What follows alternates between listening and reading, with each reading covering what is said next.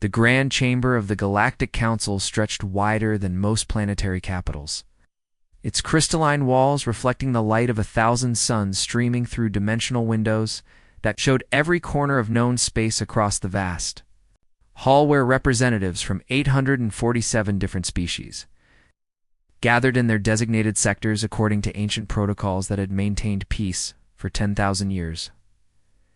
Ambassador Vertex of the Kryn Harmony stood at the central podium, his four eyes scanning the assembled delegates with growing concern, while his translator, Implant, hummed softly against his skull and converted his clicks and whistles into the standard galactic language that everyone present could understand. Through their own devices, this emergency session has been called to address the human situation, Vertex announced, his voice carrying through the chamber with the weight of authority granted by 5 centuries of diplomatic service to the Council and its sacred mission of maintaining order across the galaxy through negotiation and compromise.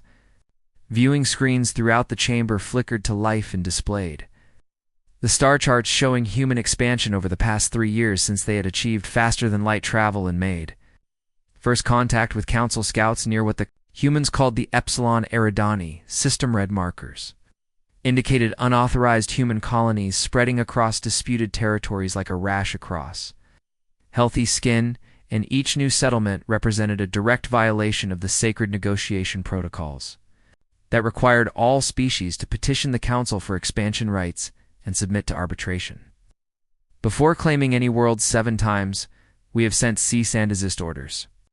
Vertex continued while gesturing at the screens with 2 of his 6 arms, and the other 4 remained folded in the traditional posture of diplomatic discourse that his species had perfected over a millennia. 7 times the humans have ignored our communications completely. A murmur rippled through the assembled delegates and species who had spent generations learning the intricate dance of Council politics exchanged worried glances because, in 10,000 years of recorded history, no species had ever simply refused to engage with the negotiation process. The Mytharian representative raised one of her crystalline appendages and spoke in a voice like wind chimes, dancing in a storm while asking the question on everyone's mind, perhaps. They do not understand our authority or the benefits of Council membership. Vertex pulled up the communication logs and displayed them for all to see, because the evidence painted a very different picture than simple misunderstanding or cultural confusion. For the first 18 months after contact, humanity had sent diplomats, and those diplomats had asked thousands of questions about Council structure, voting procedures, expansion protocols, enforcement mechanisms, trade regulations, military coordination. They had requested copies of historical records and legal documents in case studies of how disputes were resolved, and humanity's representatives had been polite and thorough and endlessly curious about every detail of how the Council operated. Then 3 months ago, the questions had stopped completely. The last human diplomatic station in Council space had gone silent, except for automated responses that provided no useful information, and attempts to contact Earth or any of the human colony worlds resulted in the same pre-recorded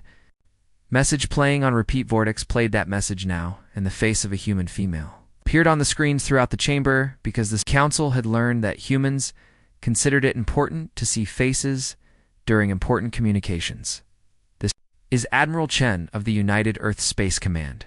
The human said in a flat tone that the translator struggled to render properly because human emotional ranges were still being cataloged and studied.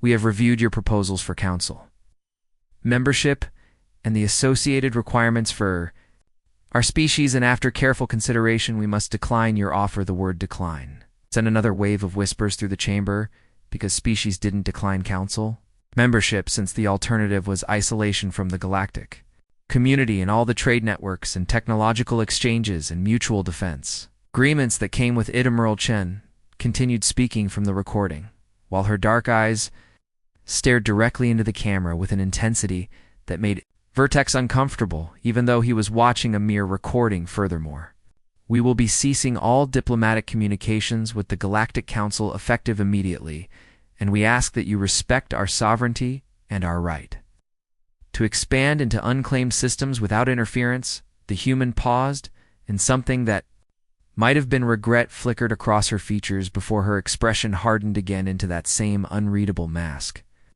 "We're done talking, and you had your chance." The recording ended abruptly and left the council chamber in stunned silence, because those final words carried an implication that chilled even the most experienced. Diplomat's present counselor, that's core of the Vrelden.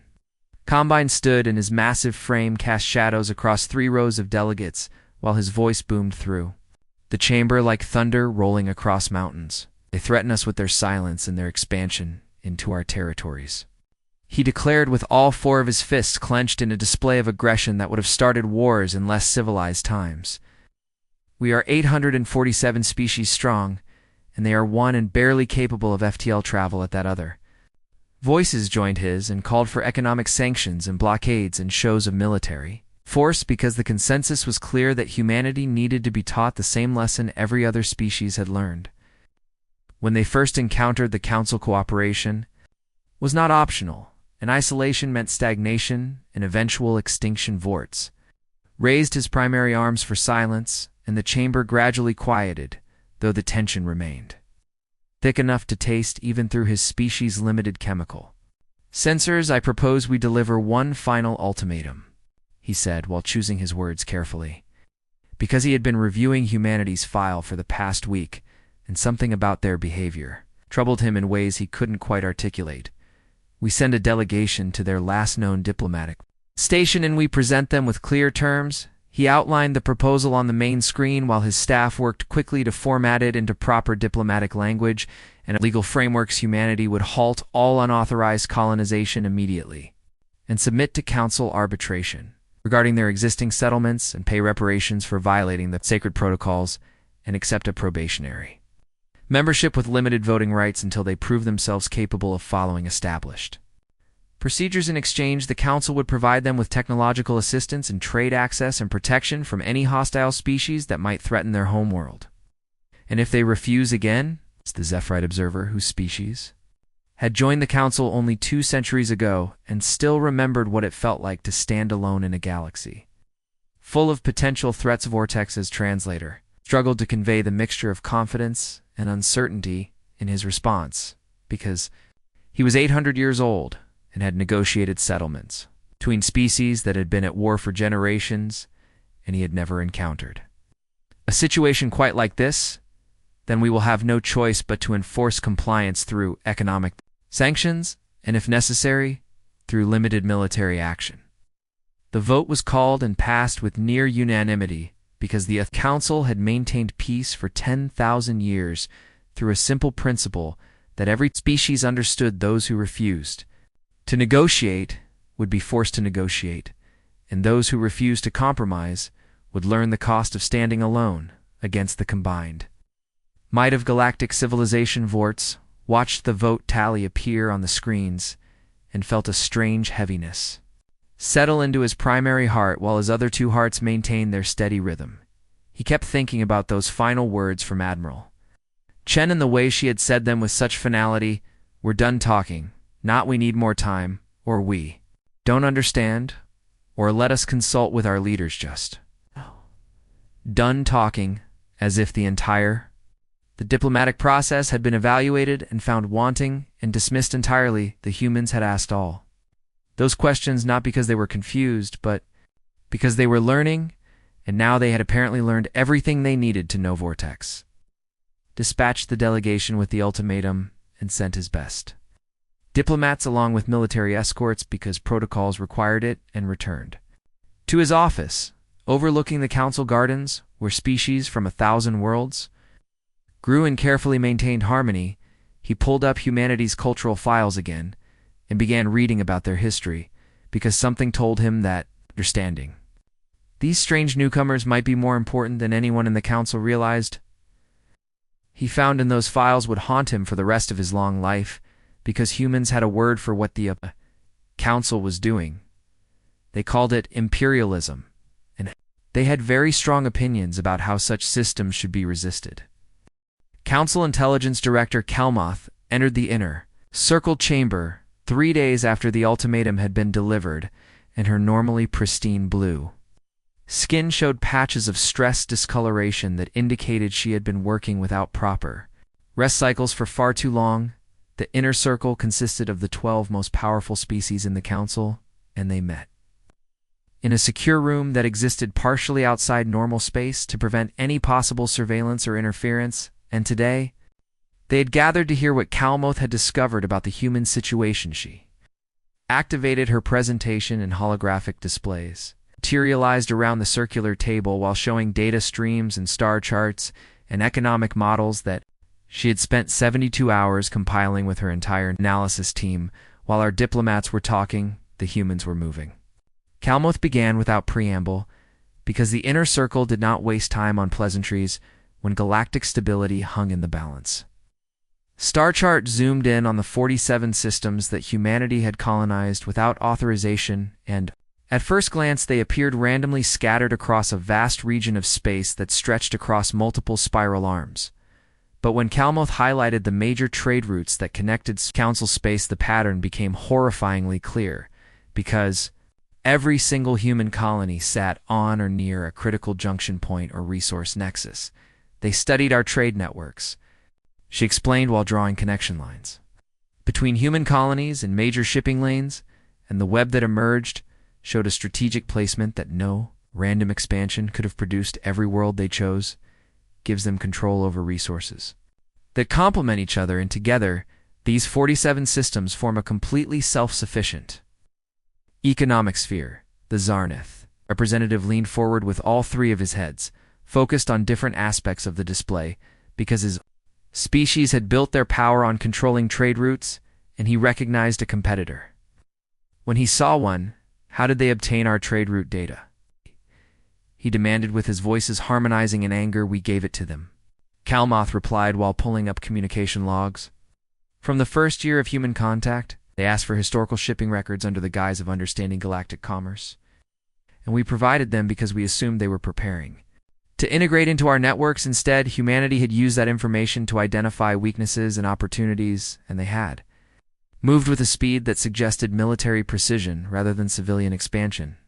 The economic models that Kalmoth displayed next were even more troubling, because her team had run projections assuming that Council sanctions would force humanity to negotiate within 3 to 6 months. Due to lack of trade access, the projections showed something very different. And the human economy was not collapsing under sanctions because they didn't need Council trade networks at all. They chose their colonies to be completely self-sufficient. Kalmoth explained while highlighting resource extraction data from human settlements, agricultural worlds, industrial worlds, scientific research stations, military outposts, and all positioned to support each other without requiring any external. Trade Counselor Vertex studied the data with growing unease, because this level of strategic planning required years of preparation, and humanity had only made first contact 36 months ago. How long have they been planning this? He asked.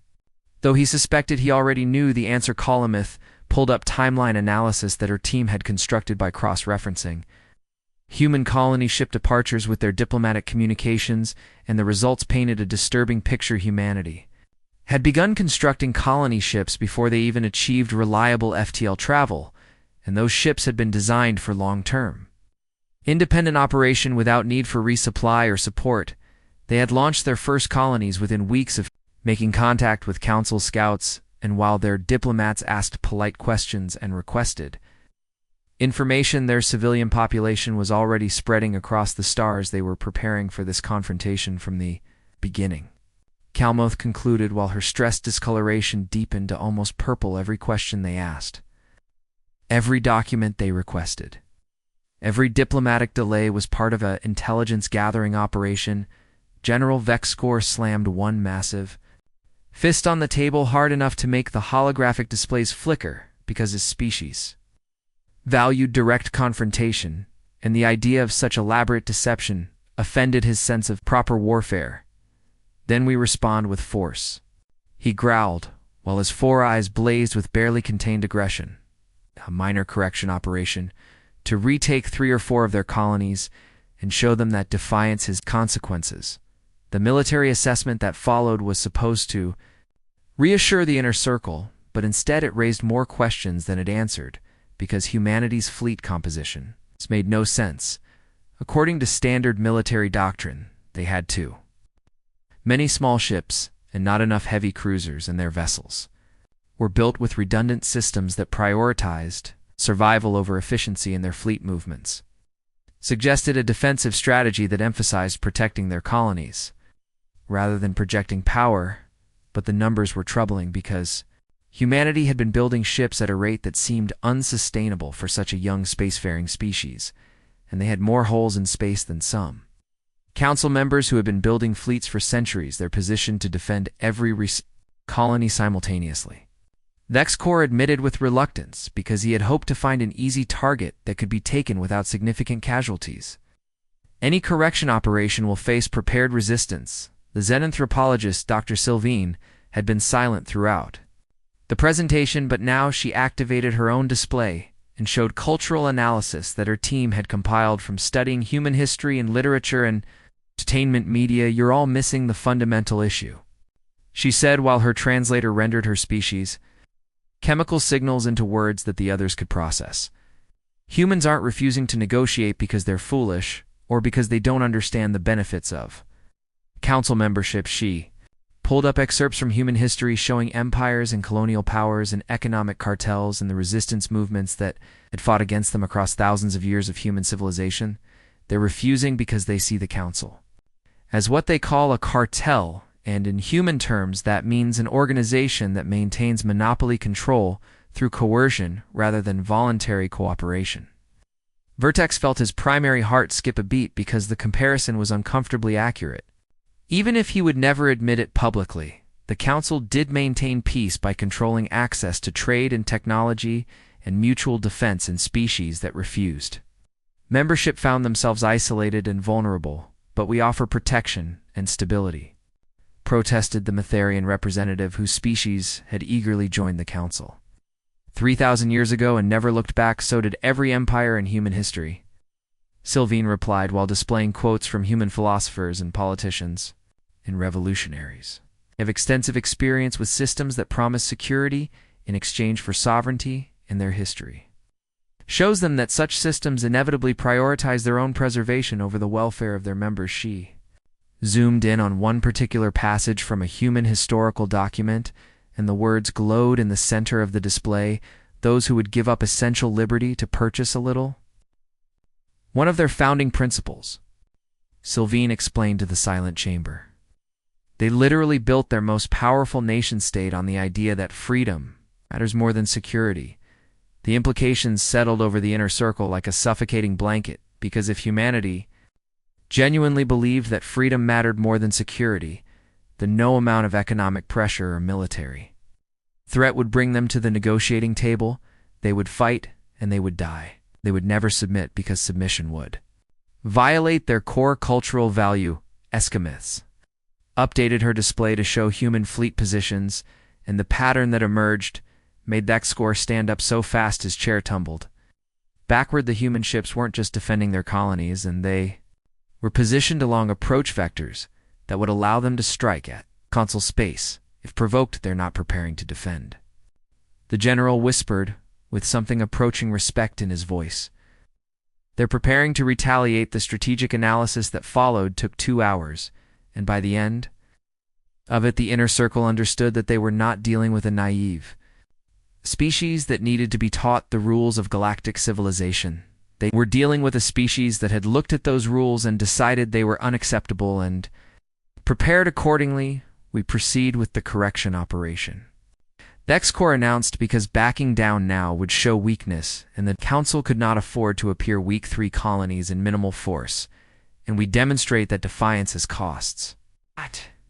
The vote passed, though Vertex noticed that several members abstained, and he wondered if they were having the same doubts that troubled his own thoughts as the inner circle dispersed to implement their decision. Sylvine approached him with her chemical signals radiating concern. "This is a mistake," she said quietly enough that only his sensitive hearing could detect her words. The Vrelden compliance fleet emerged from FTL at the edge of the new Brasilia system, with 43 warships arrayed in the standard council enforcement formation that had been used successfully for 3,000 years to convince Defiant settlements that cooperation was preferable to conflict fleet.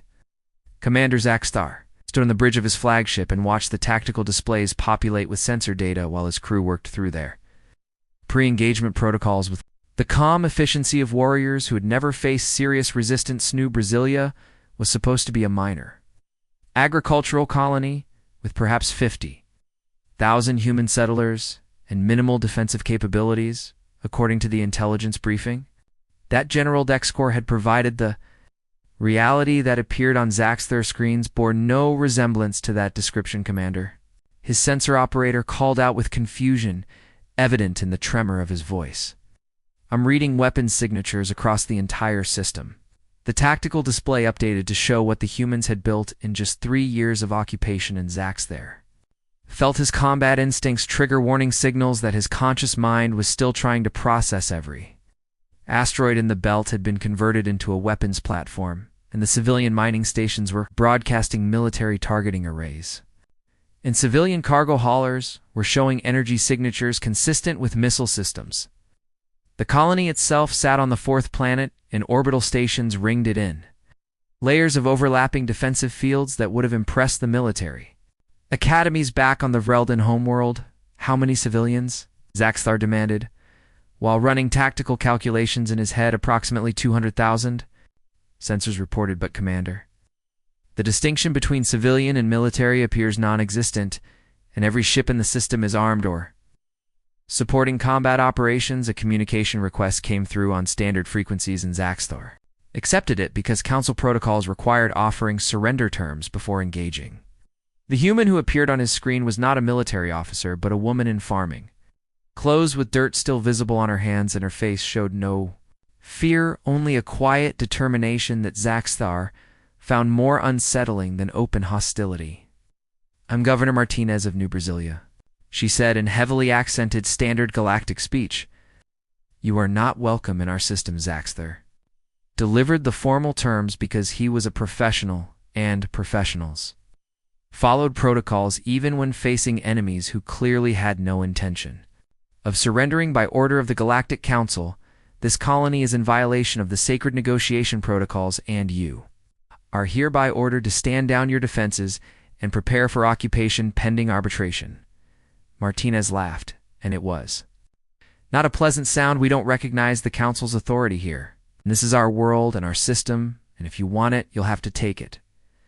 The transmission ended abruptly, and Zaxthar gave the order to advance because there was no point in further discussion. The battle began with a coordinated strike against the outer defensive platforms, and the Vrelden ships moved in perfect formation while their weapons systems targeted key installations with the precision that came from thousands of years of military tradition. Then the humans showed what 3 years of preparation looked like. The asteroid platforms didn't just return fire, and they opened up with a barrage of missiles that filled space with so many targets that point defense systems were overwhelmed within the first 30 seconds. Human civilian ships accelerated toward the Vrelden fleet on trajectories that made no tactical sense until Zaxthar realized they were ramming vectors. All ships evasive maneuvers, he ordered while watching in disbelief as a cargo hauler crashed into one of his destroyers with enough force to crack the hull in both ships. Tumbled away, trailing atmosphere and debris, the human mining stations fired shaped charges that they had clearly developed for breaking asteroids, but that worked just as well against ship armor, and converted freighters launched boarding pods filled with colonists in mining suits, wielding industrial tools as weapons.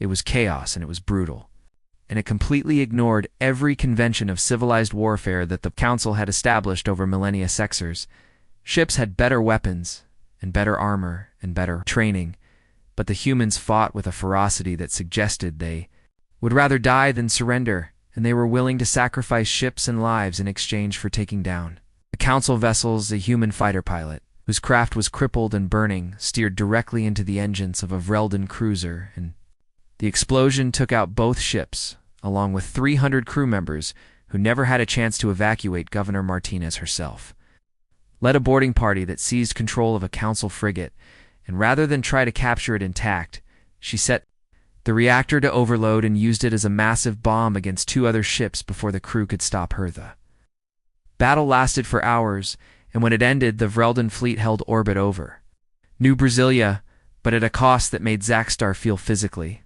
ill. 26 of his 43 ships were destroyed or too damaged to continue combat operations, and casualty reports showed 12,000 dead and another 8,000 wounded. Humans had lost everything and every orbital station, and every armed civilian ship, and probably 30,000 colonists who had chosen to fight rather than surrender, but the survivors on the planet's surface were already broadcasting defiance and fortifying their positions, and Zaxstar realized that occupying the world would require ground forces that he didn't have, and that would suffer even worse casualties against defenders who had proven they would fight to the death. Send the report to General Dexcor, he ordered while staring at the tactical display that showed the burning wreckage of what had been a simple correction operation. New Brasilia is secured, but the fleet requires extensive repairs and reinforcement before we can proceed with further operations. The response from Council Space came 3 hours later, and it was not the congratulations that Zaxstar had expected. Admiral Chen's face appeared on every communication channel simultaneously and broadcast to every Council world and every diplomatic station and every ship in Council Space. "You attacked our citizens," she said with that same flat, emotionless tone that somehow conveyed more threat than any amount of shouting. "We offered you peace through distance, and we asked only to be left alone, and you chose war." Behind her, the tactical display showed 40 human fleets departing from their colonies, and each fleet was heading toward a different Council homeworld at maximum speed. "Very well," Admiral Chen continued. "If war is what you want, then war is what you'll get, but understand this, and we don't fight the way you do." The display zoomed in on the targets, and Zaxstar felt his blood freeze because the humans weren't heading for military installations or strategic outposts. They were heading for agricultural worlds and medical stations and civilian infrastructure that had been left undefended for 4,000 years. Because civilized species didn't target such things. "You wanted to teach us a lesson about power?" Admiral Chen said. "Let us teach you one about consequences." The transmission ended, and across Council Space panic erupted as species representatives screamed for their homeworlds to be protected and demanded that fleets be recalled from forward positions to defend civilian populations. General Dexcor appeared on Zaxstar's screen with an expression that the commander had never seen on his superior's face before. "Fear. Return to Council Space immediately," Dexcor ordered. "All correction operations are suspended, and we're recalling every fleet to defensive positions." Zaxstar acknowledged the order and began the process of organizing his damaged ships for FTL transit while medical teams worked frantically to stabilize the wounded. He looked at the tactical display one last time and saw New Brasilia still burning below, and the wreckage of human ships still tumbling through space, and the bodies of human colonists who had fought with mining tools and improvised weapons against trained warriors. They had lost this battle completely and utterly, and yet somehow it felt like the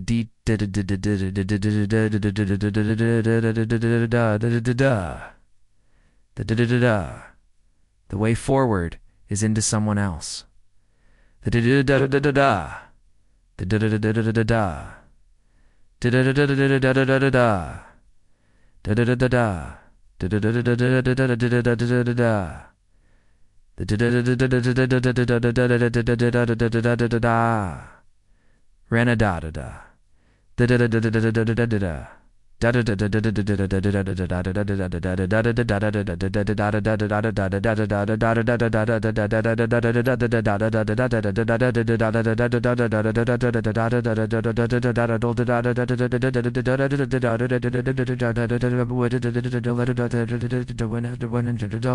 Vrelden had lost something far more important than the planet's surface. The surviving humans were already clearing debris and repairing damage and preparing for the next attack that they knew would eventually come.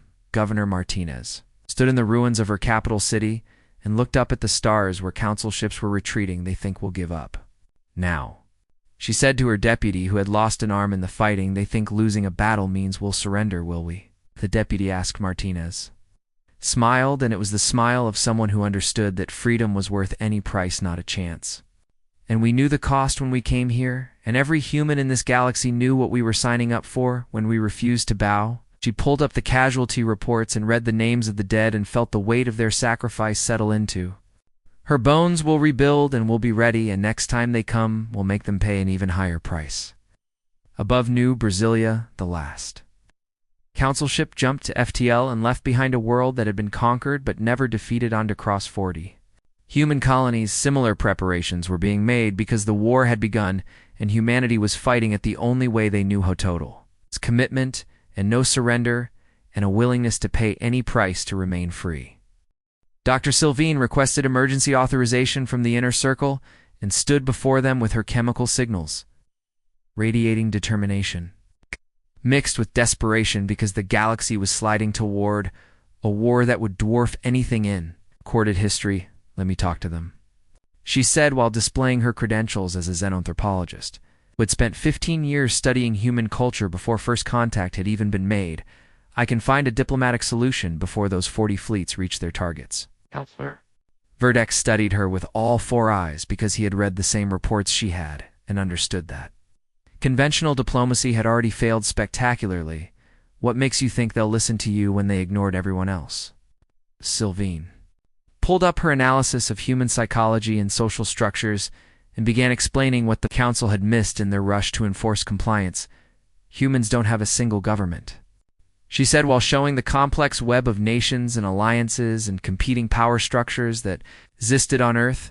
They have over 200 different political entities that spent most of their history fighting each other. The inner circle.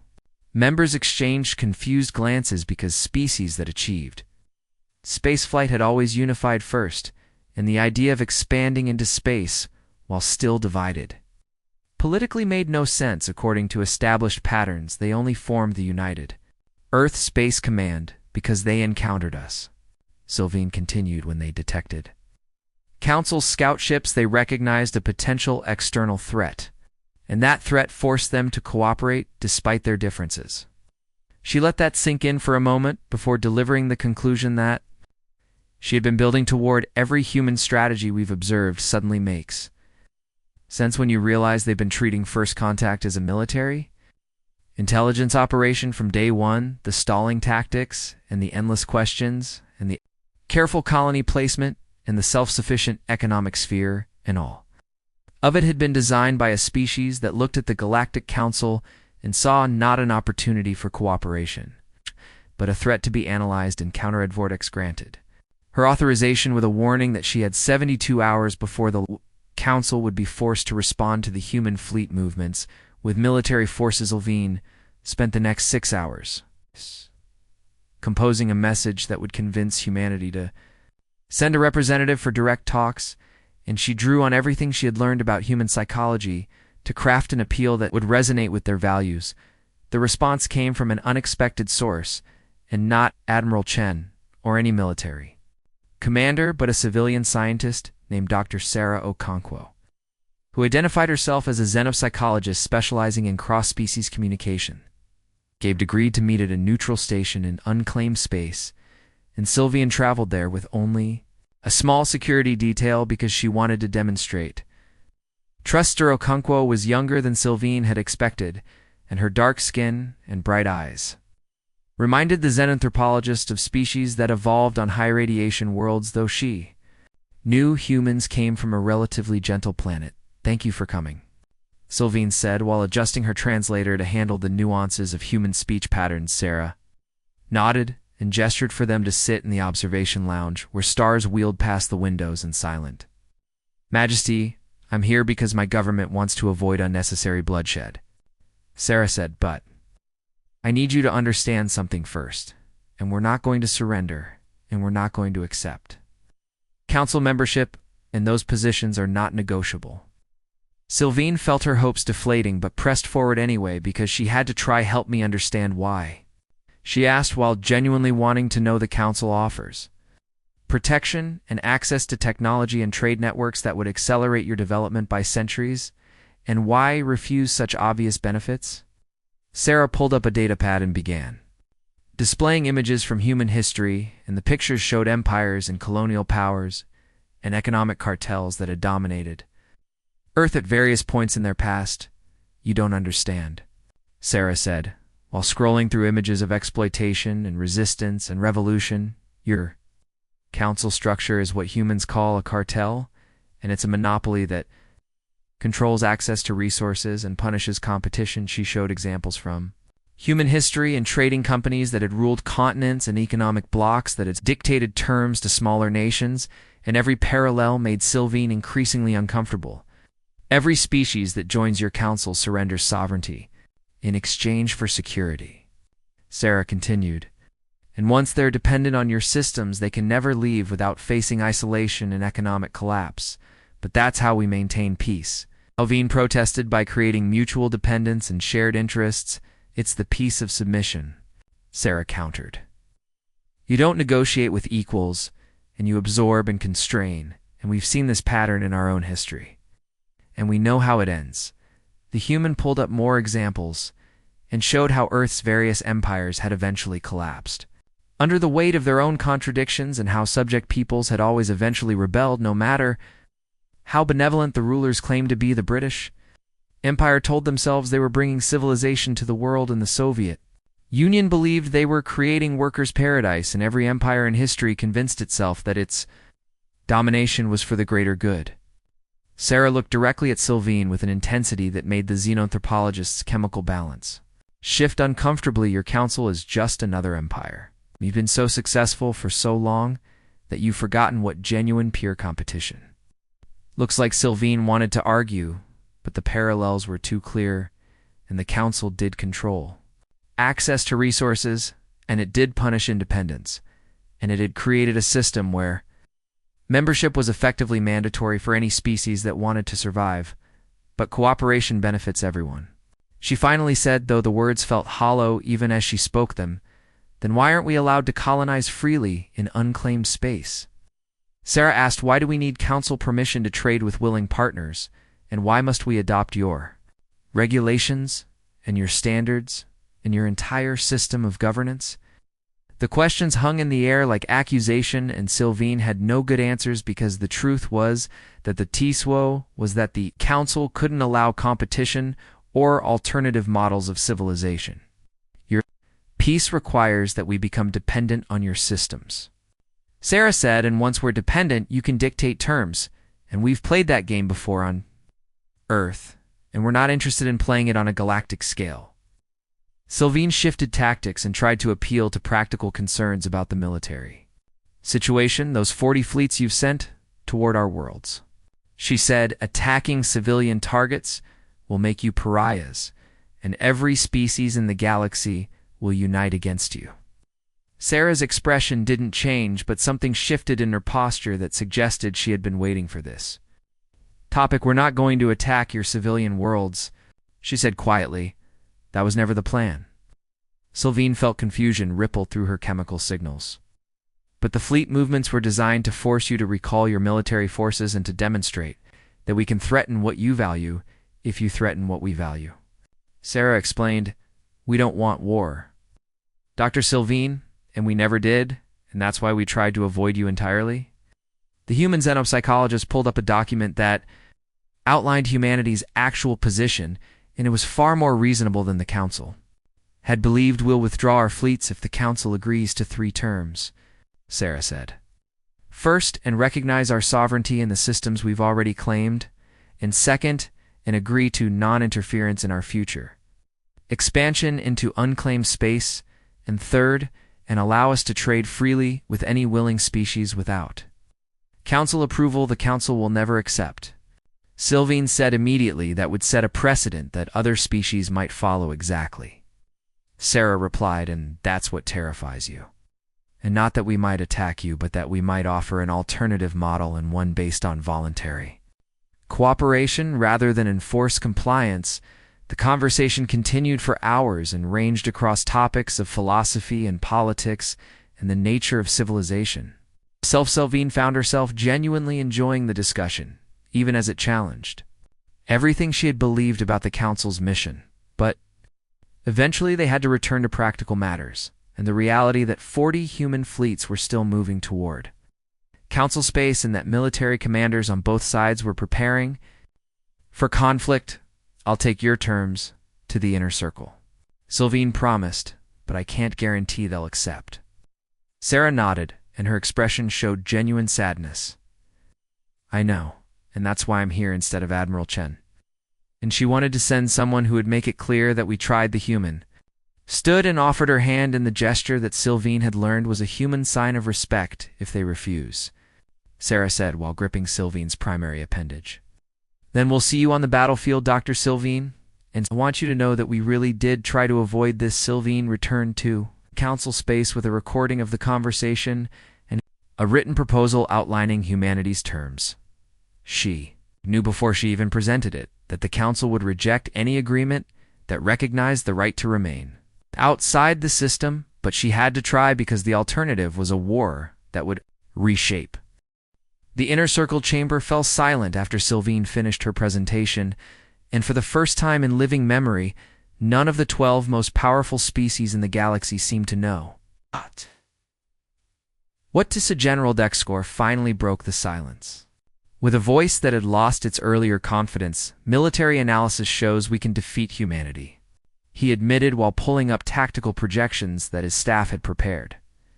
But the cost projections are, he paused and seemed to struggle with the numbers between 40 and 60 million.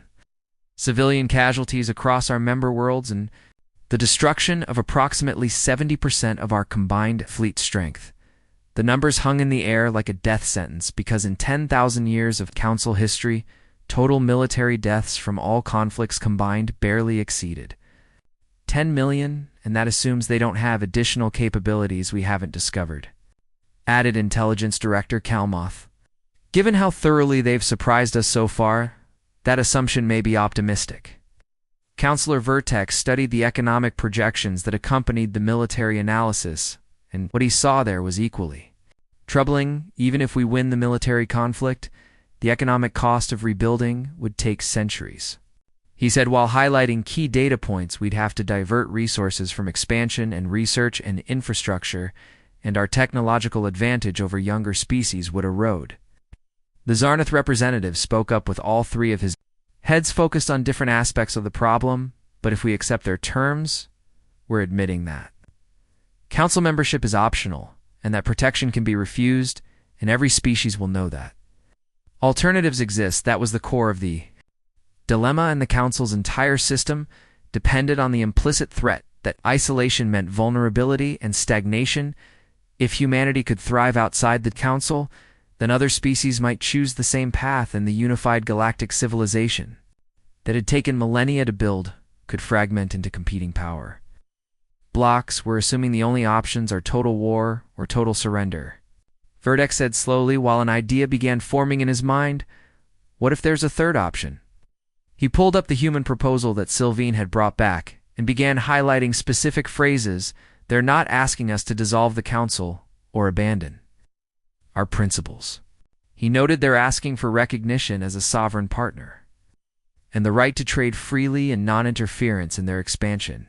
That's functionally the same as leaving the council, or protested the Metherian representative. Not if we reframe it.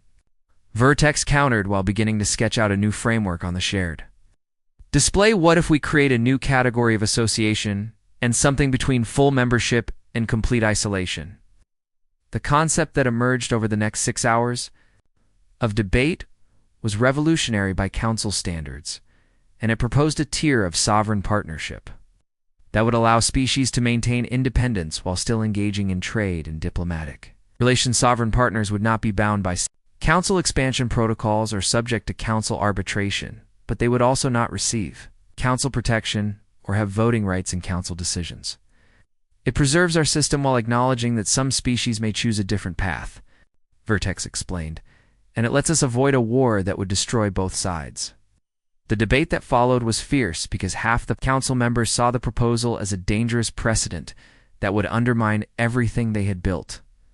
But the other half looked at the casualty projections and the economic costs and the reality that humanity had already proven they would rather die than submit. The vote was called after 3 days of continuous discussion, and the chamber fell silent as the results appeared on the central display. 400 species voted no, because they believed accepting humanity's defiance would encourage others to follow. 300 abstained.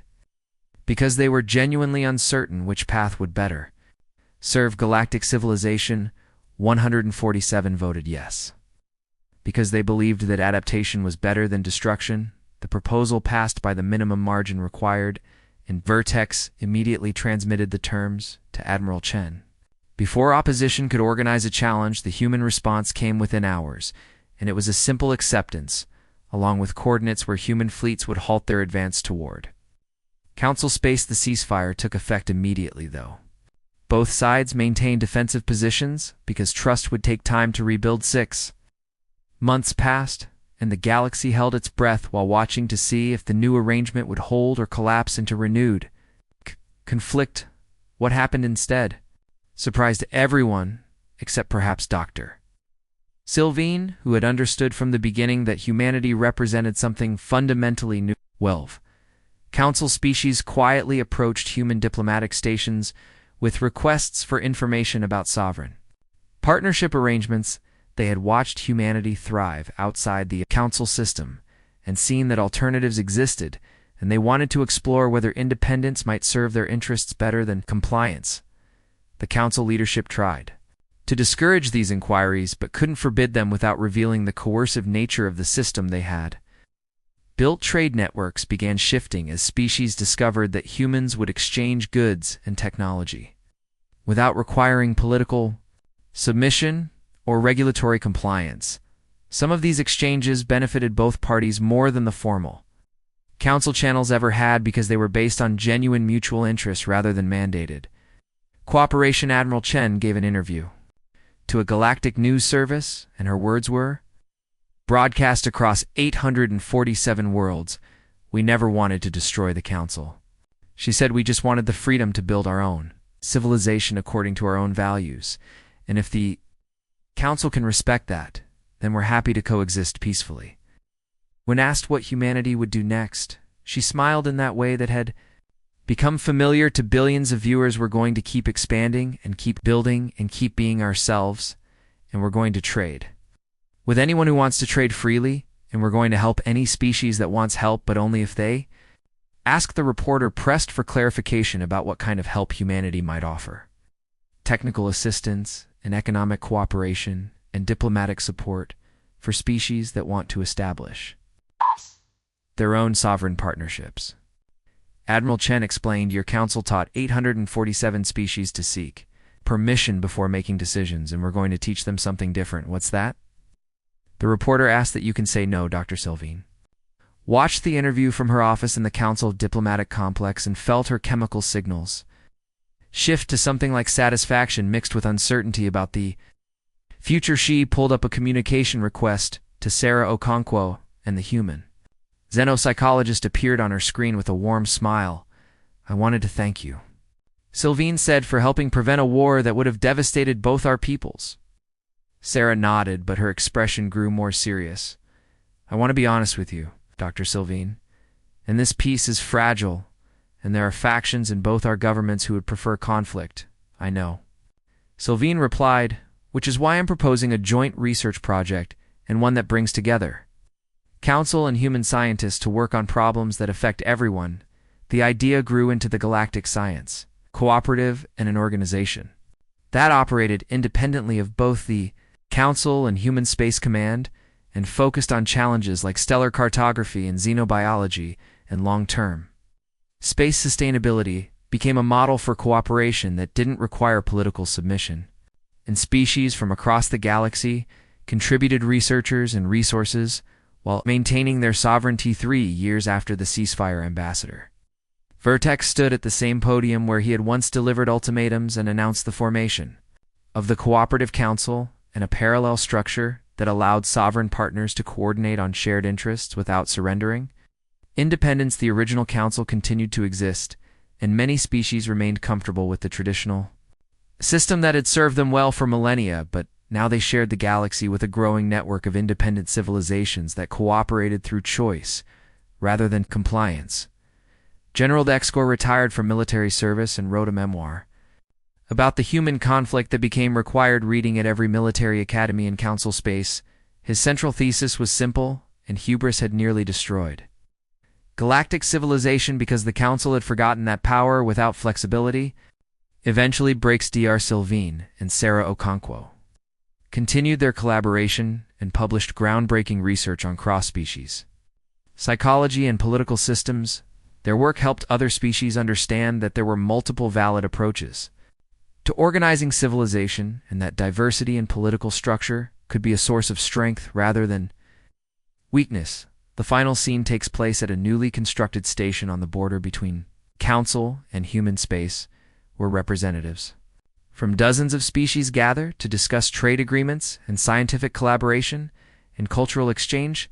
The station is deliberately designed with no clear hierarchy and con.